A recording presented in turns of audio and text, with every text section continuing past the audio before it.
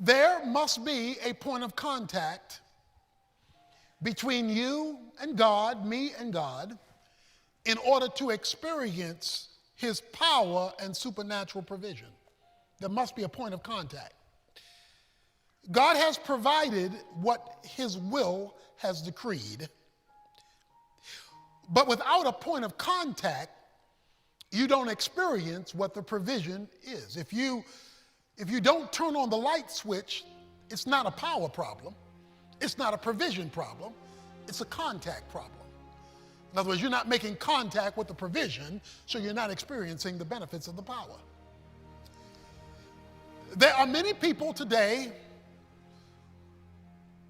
who believe in God's power, but not seeing God's provision because they don't understand his place of contact. We're not making contact, and so we think there is no power, or we think that there is no provision when the reality is there is no contact. And the point of contact between your need and God's provision is prayer. Prayer is the one thing God has established to make contact with what he has already decreed. Where there is no prayer, there is no contact, and where there is no contact, you do not get what God has already declared for you to have, known as his will. For many people, prayer is like the national anthem before a football game. It gets it started, but has absolutely nothing to do with what's happening on the field. You do it, but it doesn't seem to matter that you do it, and it doesn't seem to work. To understand why prayer is your point of contact, you have to understand what God decreed when he made man. When God made Adam and Eve, he gave 3 words that would forever control how he would interact with history. He said, "Let them rule."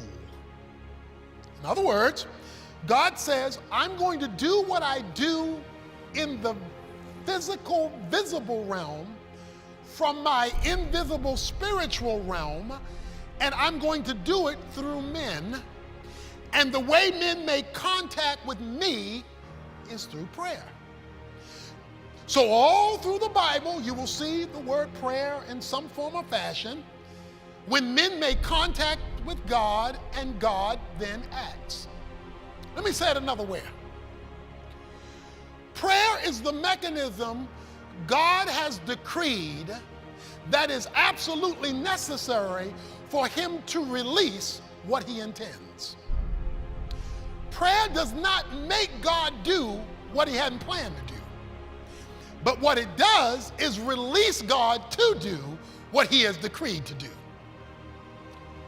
There will be many of us who get to heaven, and God will open up a storage place with all of the things he would have done, could have done, needed to be done, that went undone because we did not pray.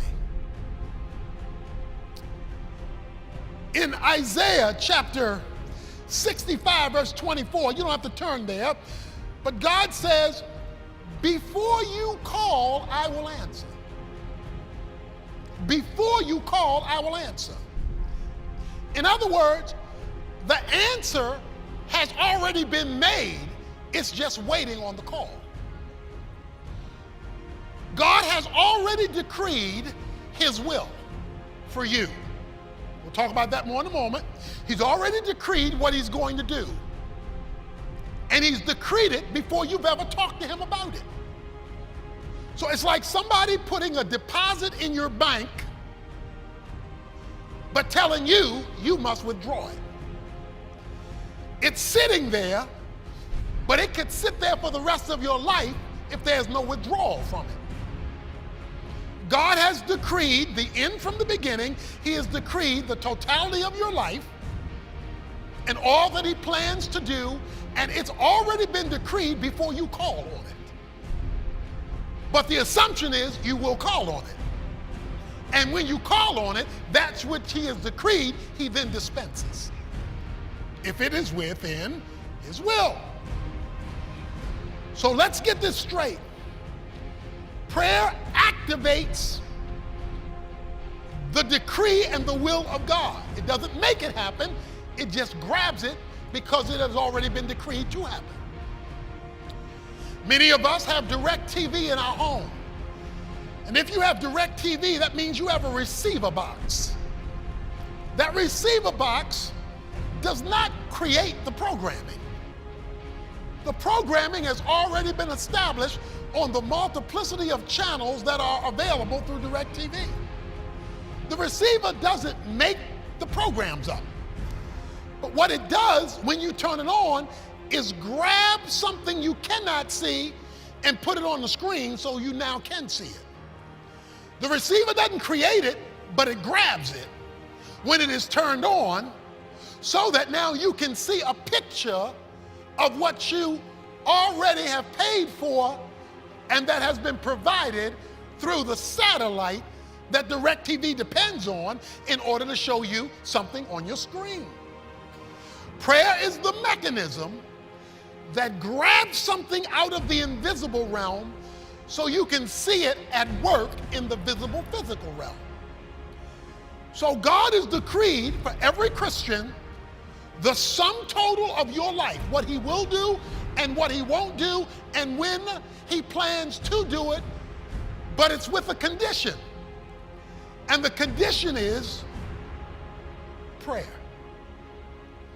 So with that understanding in mind as a backdrop, with the understanding that your job is to distribute what God makes to happen from the invisible spiritual to the visible physical, like when Jesus prayed, seeking to feed 5,000 people with fish and barley loaves, he prayed, all of a sudden Moby Dick is laying on the beach, and he gets his disciples to distribute it.